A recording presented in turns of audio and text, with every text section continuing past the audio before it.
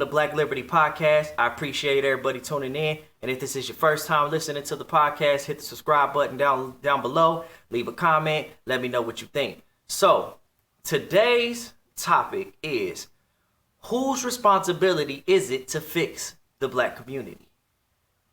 In America, Black Americans are constantly told that we are responsible and we need to fix what's going on in our communities. We need to take accountability for what's going on in our communities.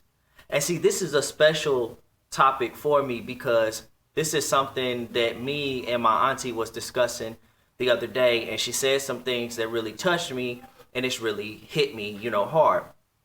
So as we continue to fight for social justice and equality in America, we have to bear the burden of being told we need to fix our communities, our Black communities in the country.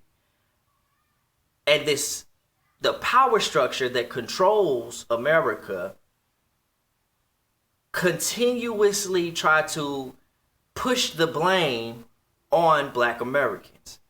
Now, is this true though?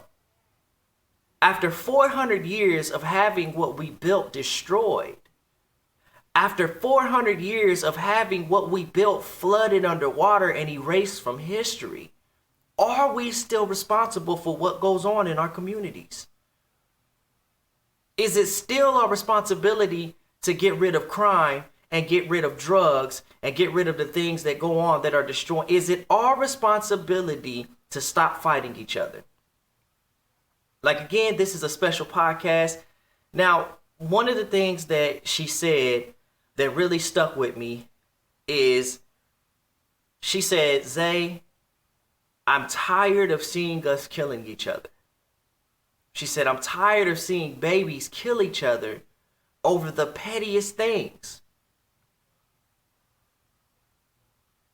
That really stuck with me.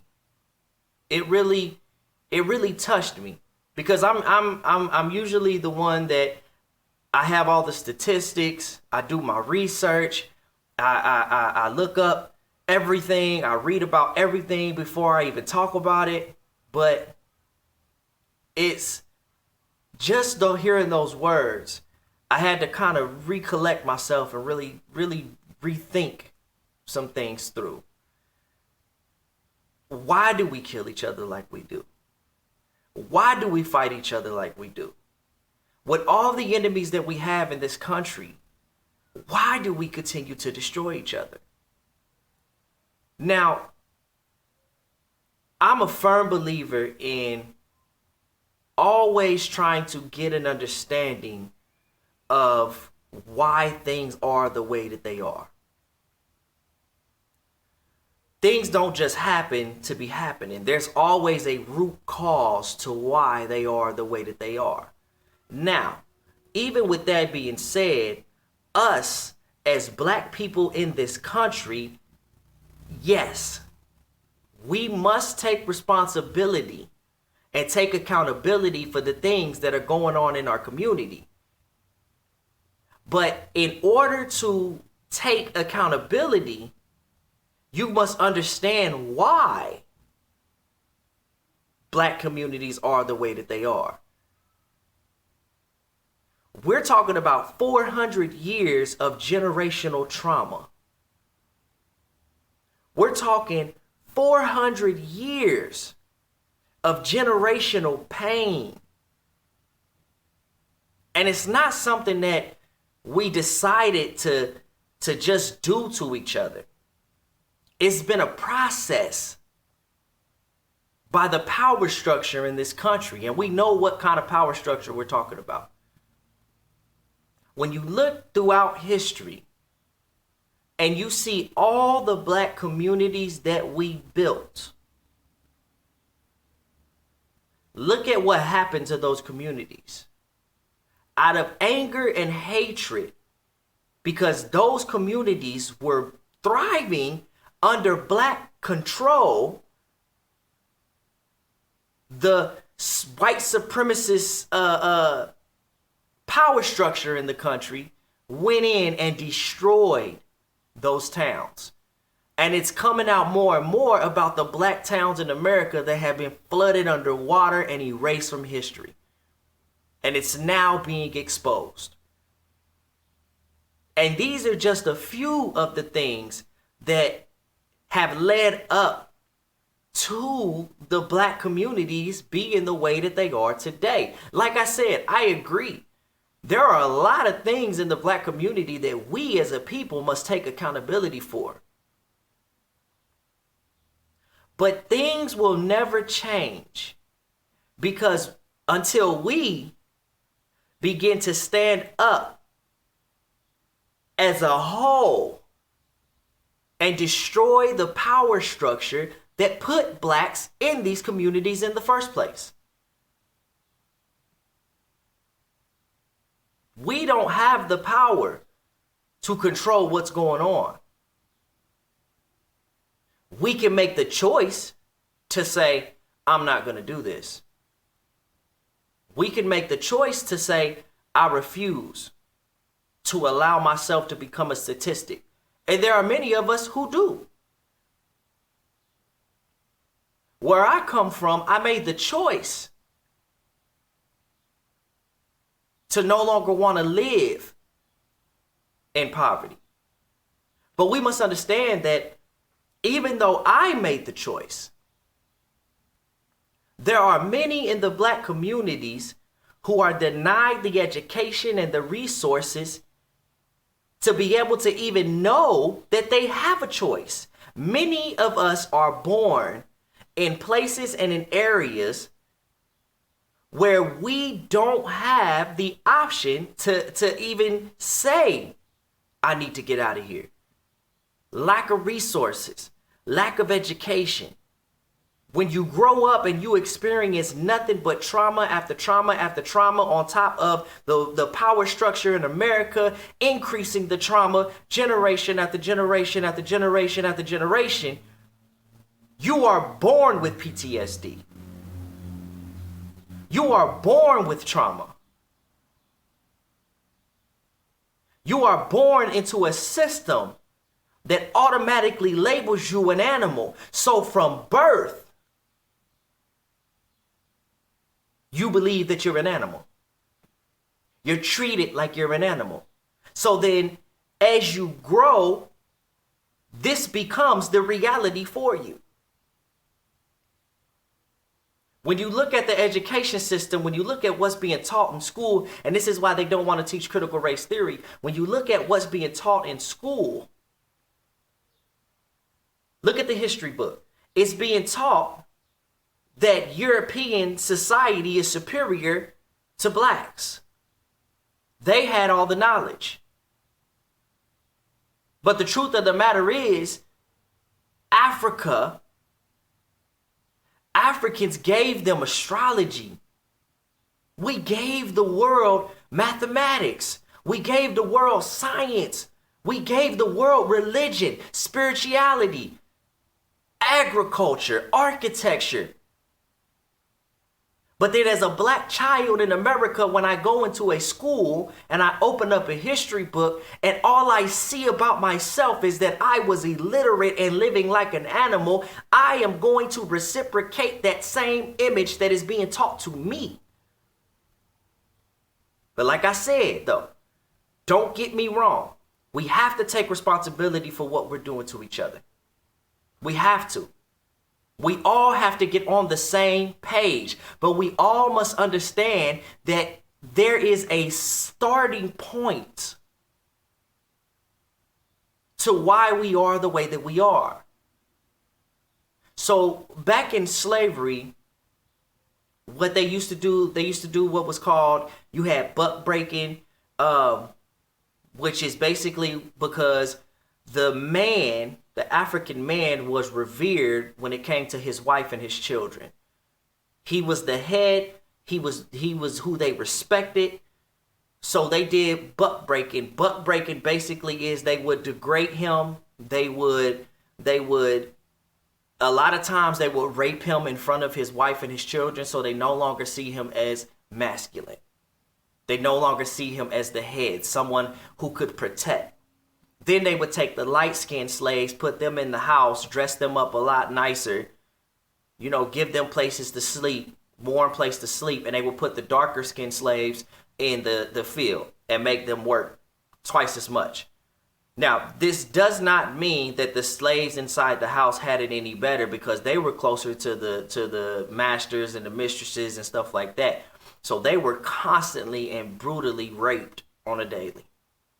And we're talking to men, women, and children here. So then you go on to, after slavery, black code laws that re-enslaved us. Then you get into, down the line, you get into redlining that literally forced black communities into ghettos and poverty-stricken areas. And this is generation after generation, and it's still going on today. So me and my sisters, we went to a school, Northwest High School. Shout out. Northwest High School in Indianapolis, Indiana. And literally up the block, a 1-minute drive, you had another school, Speedway High School. The differences in these schools that are 1 block apart would blow your mind. I went to Northwest for 4 years. Dropped out my senior year. We moved to Speedway. I went to Speedway for 1 year and graduated. Me and my sisters had never seen a school with a swimming pool in it, and it blew our everlasting mind. The education in this white area, in this white school, predominantly white school, the education there was literally designed for those white kids to be successful. Everything about that school was new compared to the school on 34th Street, literally 1-minute driving distance up the road, where we were still using books from 20 or 30 years ago. You could still see the names written in them. We didn't have programs that were dedicated to make sure that we graduated. So me and my sisters, we were able to see the difference between a black school and a white school. And this white school literally had, it was second period class. And this class, it was called Plato. Any credits that you needed to graduate, they had this one period, this one class that would allow you to take 3 or 4 classes at the same time and get the credits that you needed to graduate. So why does this school have it and this school up the block don't have that? Why does this school up the block have a higher dropout rate compared to the white school? Why is that? Because it was designed that way. And then you look at what's going on now in those same communities. Literally 1 block up the road, they are dumping money into Speedway, Indiana, rebuilding and rebranding everything. And a 1-minute drive up the block in the black and Mexican communities, they are taking money from. But then turn around and blame them for why they live in poverty, for why they're killing each other. Why are they fighting each other like that? They need to take responsibility. But yet they don't want to give black and brown communities the resources that they need to be successful. But they'll take money from those communities and rebrand and rebuild the white community right up the block. So what is the solution to this? First solution is we as a people have to stop allowing them to dictate how we feel about each other. We have to break this cycle, and we have to break this generational curse that they have put on us to hate each other. We have to continue to fight in unity. We are going through the same struggles. We are going through the same issues and the same problems, every single one of us in the black communities, around the country, around the world. We are dealing with the same thing. If your skin has melanin in it, they hate you just like they hate me. My melanin might be a little lighter than your melanin, but at the end of the day, we both are melanated people and we both have the same history and we both come from the same place. So I don't hate you. You are my brother. You are my sister. I love you. And we got to stand and fight together. That's how we stop this killing in the black communities. That's how we stop this power structure of control in the black communities. That's how we continue to grow. You have a generation today, because of the things that have happened, trauma after trauma after trauma, you have a generation today that just doesn't care. Why would they care? So how do we change the narrative? How do we fix this? My generation, us, we got to stop being kids and grow up. And we got to start teaching these babies how to fix things, how to make things right. That's how we fix this. So at the end of the day, when it's all said and done, yes, we must take accountability for the things that go on in our communities, but we also must step outside of our communities and understand where we come from and why we must destroy the power structure that is giving us this hatred for each other. We're not born hating each other. We're all, if you are a person of color in this country, you are born with the same trauma. You are born into the same system, created to keep you down and make sure you don't succeed. So where do we go from here? How do we fix this? I want to know what y'all think. And if I'm wrong, I want y'all to tell me I'm wrong. And do it in a respectful way. Let's have a discussion. Let's have an open discussion about this. There are a lot of things in our communities that need to be fixed. Yes. But again, we have to step outside of our communities and we have to look at why we are the way that we are. When you grow up and you see things in the black community, you see the differences between the white suburb areas and the black urban areas. When you grow up seeing these differences, it affects you. It really does. It affects you. Like I was talking to my auntie and we, the example during the crack era, which was put into the black communities as an experiment, and you wonder why we don't trust police and we don't trust hospitals and shots and all that other type stuff, but that's a whole nother topic for a whole nother podcast. But they put these things into the black communities and criminalized us for being addicted to crack, threw us in jail, separated us from our families. But the opioid epidemic starts happening in the white communities, and they create programs. They call it a disease. They say these people need help. They don't know what they're doing. And they get them the help that they need. It's little disparities like that affect an entire community. And it affects the image in people's minds of those communities. Tell me I'm wrong. If I'm wrong, tell me. I'm just saying. If I'm wrong, tell me. So I appreciate everybody tuning in. I just wanted to get that off my chest. I wanted to start a discussion about this. Who's responsible to fix the black communities? Is it us? Is it the power structure that put us there? Whose responsibility is it?